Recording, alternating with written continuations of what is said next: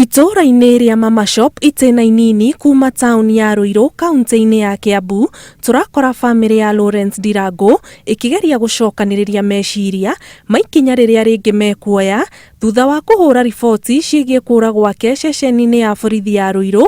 Riboti imwegiĩ ikĩrĩkana akomborirwo mathaa ma mĩaraho gũthiĩ mwena wa maĩ mahiũ. Thaa 5:30 nĩ ndamũhũrĩire thimũ tondũ nĩ twacokagia mwana cukuru na akĩnjĩra we ndekũhota gũthiĩ nĩ arathi maĩ mahiũ. Ndirangu ararĩ chairman wa Kieha bypass. Mutumia wake Christine wa Maitha augĩte mathaa manini tu thutha wake kwaranĩria na mũthuriwe nĩ amũkĩrire thimũ yahũragwo kĩrũmanĩrĩrio kũhĩtũkĩra raini ya Ndirangu ona gũtuĩka oya ti mũthuriwe waririe.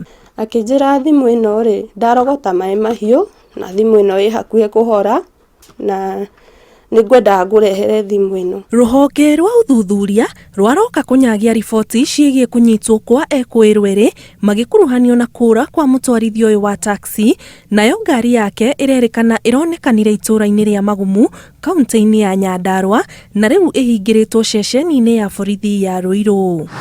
Kũringana na OCPD wa Ruiru Phineas Rigera, ekũĩrwo aya marateithĩrĩria borithi na ũthuthuria, orire nao maobitha amwe macerete itũũra-inĩ rĩa Suswa na maĩ mahiũ kũgeria gwetha riboti o yothe ĩgiĩ kũrĩa ngari ĩno yagereirio yauma mwena wa Ruiru. Rĩrĩ ti rita rĩa mbere mũtwarithia wa taxi gĩcigo-inĩ gĩkĩ kĩa Ruiru kũra na njĩra ta ĩno. Mwaka mũthiru mwĩrĩ wa Dennis Mwangi mũtwarithia wa taxi wonekanire mocarĩ-inĩ ya Naivasha thutha wake gukomborwo na njĩra ta ĩno.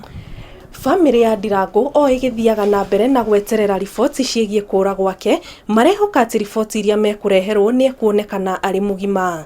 Ngĩribotera Inooro TV itũũra-inĩ rĩakwa Mama Shop Ruiru kaunti-inĩ ya Kiambu, njĩtagwo Ani Ngigĩ wa Nyamu.